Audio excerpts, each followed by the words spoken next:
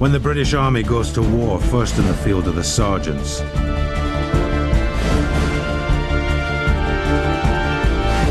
To earn their stripes, this elite must survive the infantry's toughest course. This is the story of that course.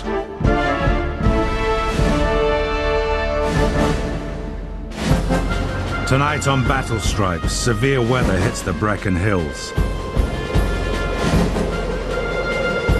And Steve Tickle gets his chance to lead 2 section into battle. Stop it! Fire! Get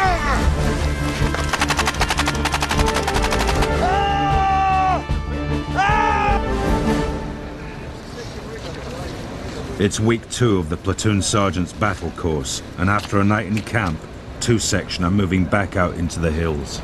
The guys have been awake since about 6 o'clock this morning. It's extremely cold.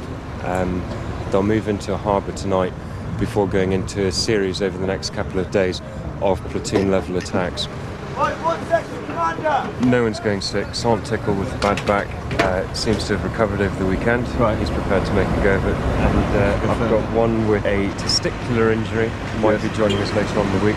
He's still got what injury? Testicular. Oh, right. Thank you. And I've got one with a small hole in his leg. He needs to see a medic later on. Okay, right.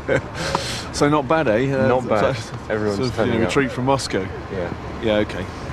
Sergeant Tickle injured his back. He's been in a brace all last week.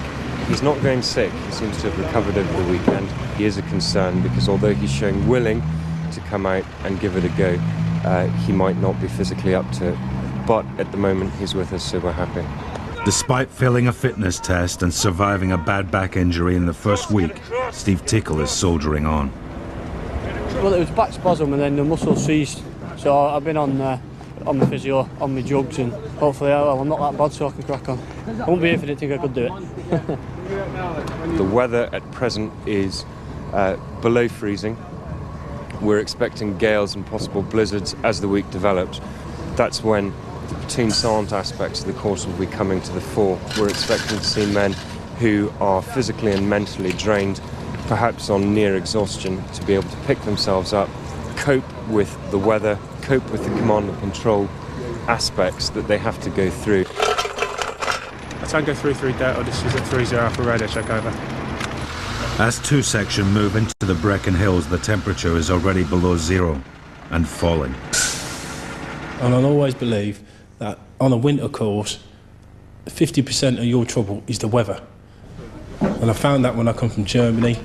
I found it even worse when it's coming from Cyprus, nice and hot, coming to Brecon where it's bloody back and beyond line, it's freezing and snowing and all that.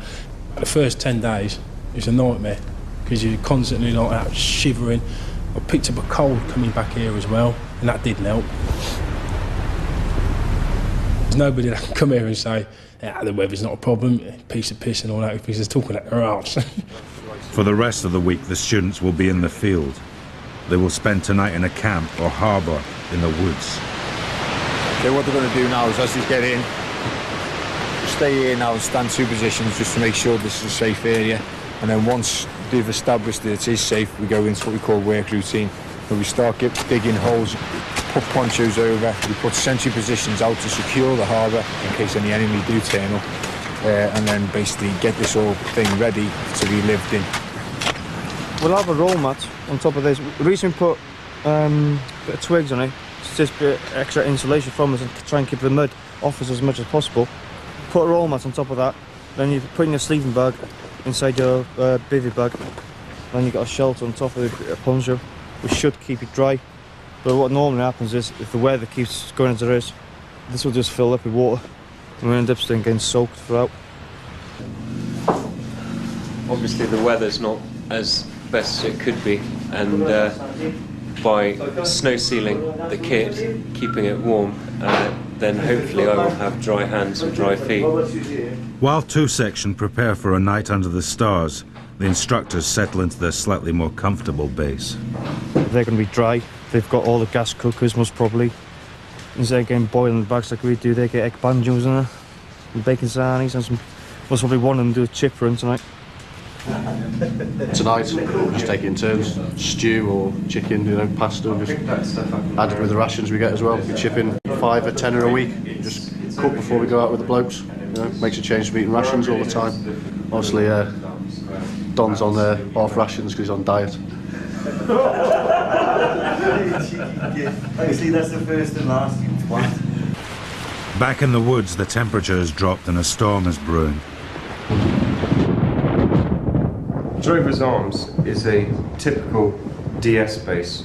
A lot of people think that it's perhaps quite cushy in here, and indeed it is. It's not something that you'd want to come to on holiday. There's few facilities. We do have lights and power here because this used to be a pub. When Sennybridge wasn't a training area, many, many moons ago, this was one of the Shepherd's Inns.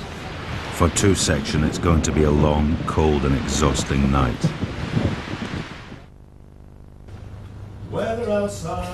Next morning, and back in camp, Course Commander Major Ken Hames has just had his wake-up call. Let it snow, let it snow, let it snow.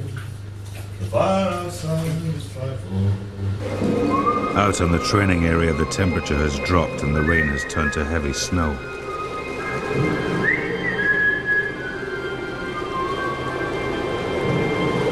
The cold wind didn't actually start till about 3 o'clock in the morning, and then again it started snowing around about 5, and hasn't about turned into rain around about 11. So. My plan so far is to leave them exactly where they are. The severe weather seems to be decreasing as the day progresses. Should the weather clear enough to begin to do some attacks, then I'll weigh it up. Because what I don't want to happen at this early stage in the exercise is to have people going down with hypothermia, possibly exposure in the worst case, or pick up an injury. So at the moment, we'll just wait until the weather clears.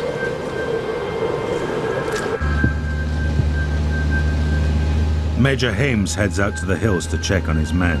You know, if this was Germany, all the critters would be out now, and we'd be sort of, you know, this would be completely clear. People would be selling, you know, sausages by the roadside. Because it's the United Kingdom, everything grinds to an almighty halt. Anybody can operate in the cold as long as they've got the right equipment. But it's when it's wet and sleety and miserable like this is when you see who can hack it and who can't.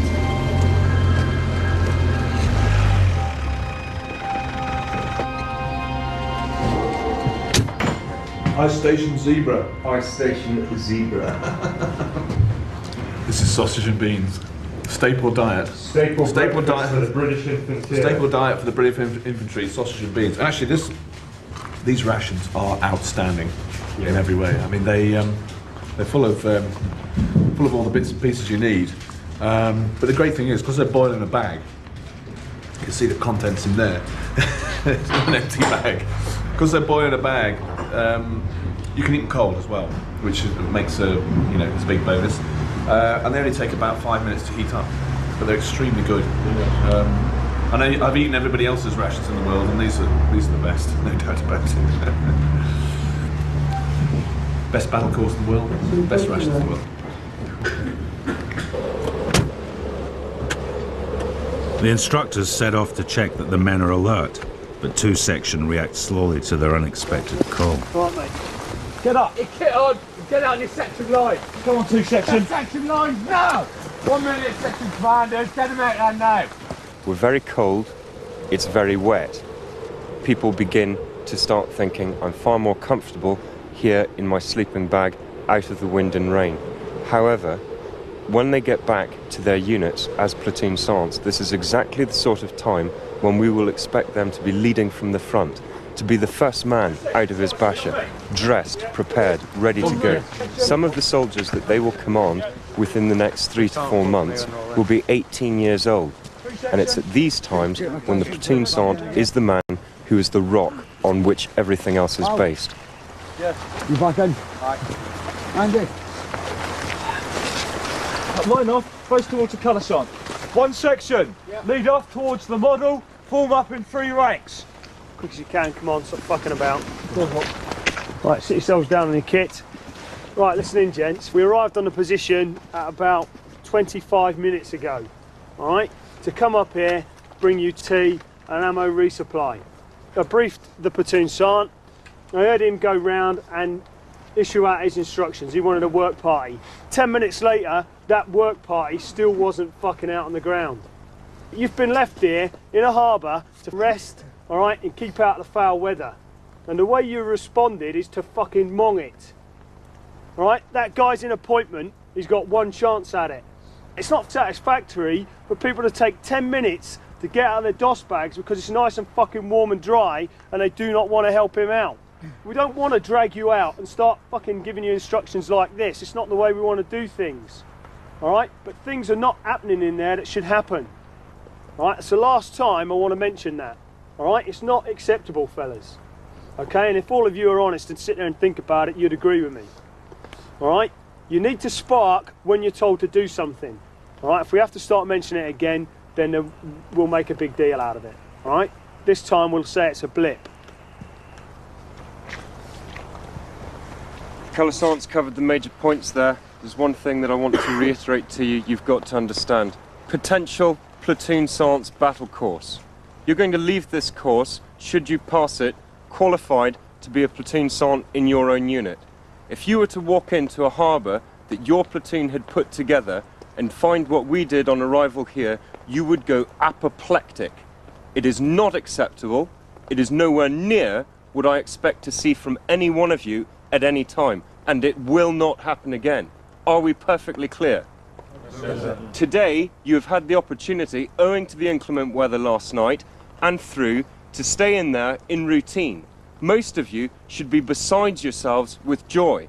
I expect you to work hard, even when you're in a harbour like this. Happy? Okay. Section commanders, lead your sections back.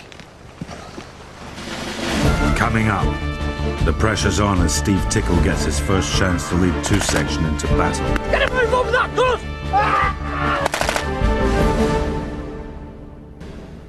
Alright, give the same time as me. In the Brecon Hills, the bad weather has cleared. It's Steve Tickle's turn to command 2 section. Yes!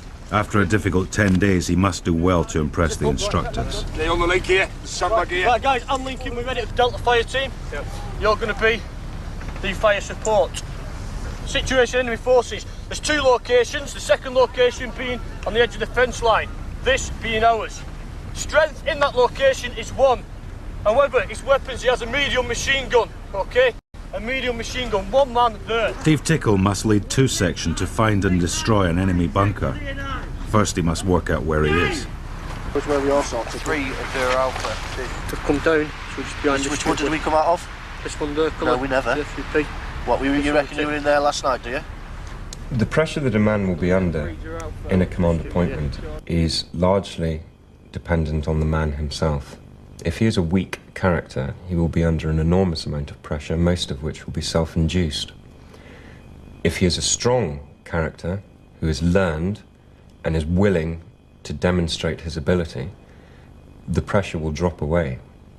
Yes, he will be under scrutiny from myself and the rest of the directing staff, but by and large we're in the background.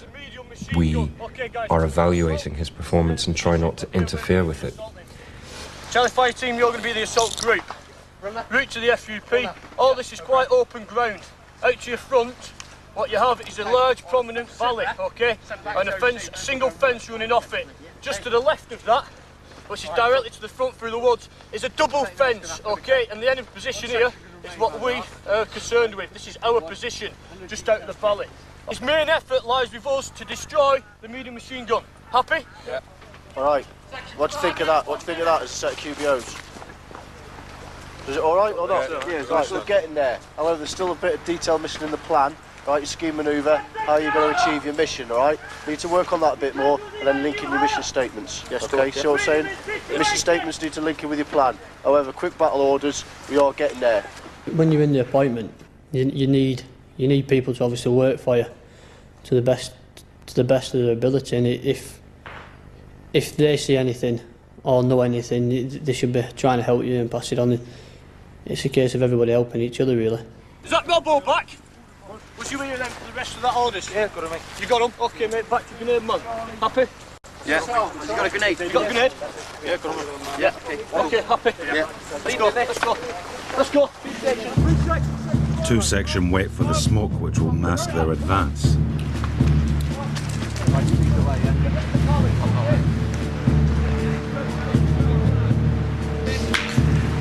Okay, good. Let's go. Go! Going! Keep spread out, going across!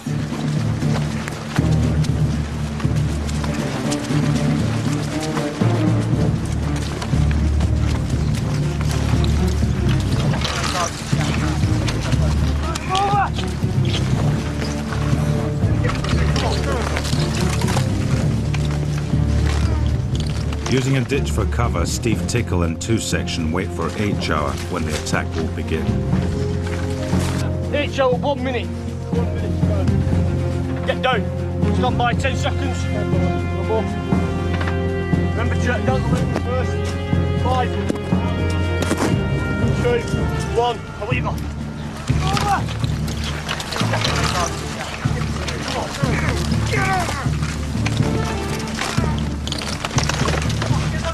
To get to the enemy bunker, 2 section must move across dangerous open ground. To avoid casualties, they must follow Steve Tickle's instructions to the letter. Get up here! Get up here! Get a move on that gun!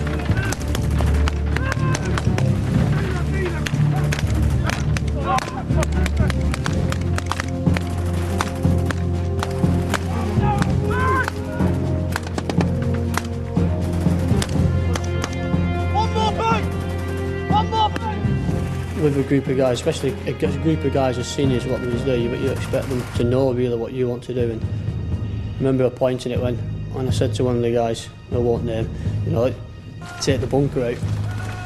So you're meant to do your drills like get the grenade ready, make sure you've got fresh magazine on automatic, and you just got up and run at the bunker. And then I thought, oh, what are you doing?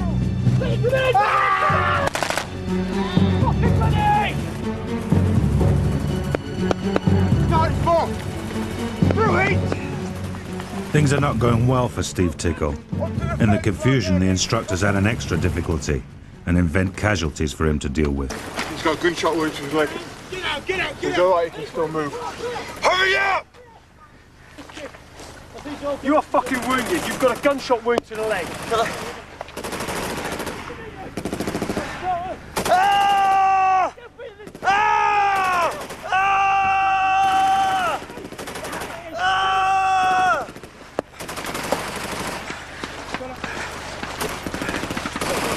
Self-aid! Hey, leave it, self-aid! No fucking aid on that casualty! Magazine! What's your role now? What's your role now, section? Right, try not to inform the 2 commander who knows what's happening. I asked him if role now. You've assaulted. What are you going to go on to? First of all, well, obviously, engage the depth. That's my main priority, Assault, yes. suppress. Yes. Yeah. So where is the best position here to suppress that enemy position from? From this bunker or in the wood line there. Is it laying in the middle of the No, open it's not. field? No. Right, well, fucking get it forward then.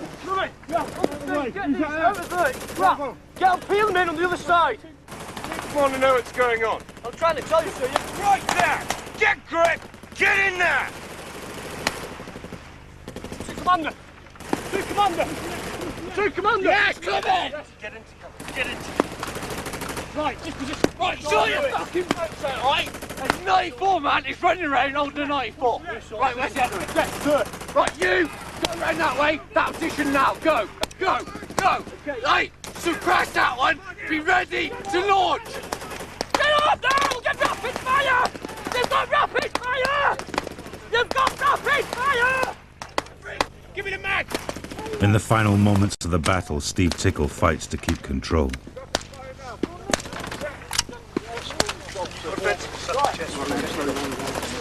going to move someone with a sucking chest wound like that. If he's supposed to have a sucking chest wound, is that the way we're going to carry him about the battlefield? Are we going to treat him there? You've probably just killed him. You're now dead. Stop! Stop! Section commanders! Close your men in! On me, now! 2 section, over there. 1, 2, 3, 4, 5, 6, 7. Stop what you're doing and listen. Your personal drills need to be looked at. They're appalling. Your battlefield awareness is crap above section level. It needs to be worked on now. Colour? Right, overall, Sergeant Man and a long appointment. Let down, however, by section commanders. What did I say to you on Monday? Sergeant Tickle. Get them slick. fucking sorted out. And were they today? Were they? Answer? No. They were crap. I've seen privates. In fact, I reckon privates could do better section commanders than some of you lot today. I warned you the other day, and it's pathetic to see people who are potential platoon sergeants who are going to go back and train their platoons and are getting paid as section commanders, can't even do their fucking job properly. Pathetic, isn't it? And it best improve for the next attack. Do you all understand that one? Okay? I'll not accept it, otherwise we'll just get you out Saturday and we'll practice section commanders. Okay? Not platoon sergeants, platoon commander. We'll practice you at being section commanders. Okay? The man who takes a deep breath, concentrates on what he has to do, follows the procedures and directs what he wants done, 9 times out of 10 will pass. Okay, Sergeant Tickle, you failed that appointment. Nah, the reasons behind it are the following. Firstly, your command and control. Alright, you lost command and you lost control of the section during the assault. Alright, you had one guy who assaulted that position from probably 10 or 15 metres, alright, off his own back. Therefore, you have lost control of the section. As far as I could see, you had no plan to actually assault that enemy position. And that's why you lost control and the other guy took over and assaulted the position on his own. Alright? You have got to grip people and tell them what you expect from them. Did you want that guy to assault from 15, 20 metres away? No, because I told him to prepare his grenade and sort his rifle out, and he just got up and fucked off. I stopped and said, prepare your grenade, get ready. And he went. Okay, you should have known that beforehand. Alright, I know it's disappointing. Alright, you've got to take it on the chin now. Yes, alright, get back in there. Yep. Alright, you'll get another opportunity to do section commander. Alright, any points for me? I just feel like they weren't working for me. I told them the plan, and I breached my grenade, man. But obviously it went tits up and they weren't working. So I'd take it on the chin. As I say, I understand people let you down, alright, but it happens in reality, and you need to be prepared to grip them and make them work for you. It was the first attack of the day, and really the guys weren't up to it. But at the end of the day, it falls down onto my head. Lack of command and control was one, lack of plan was the other, which is a load of bollocks. I knew what I wanted to do, but the guys just didn't perform. But then again, it reflects on me. It's my appointment, so up to now. Obviously, I've had my back injury. I failed a section commander's appointment, so they're probably painting this picture now. Whereas I'm some idiot, which obviously I just need a break to prove that I'm not. Next week on Battle Stripes, Steve Tickle battles on through the mud.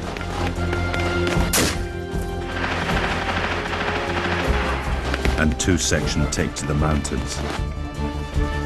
You deserve to be like that. But dig into the soul for that one.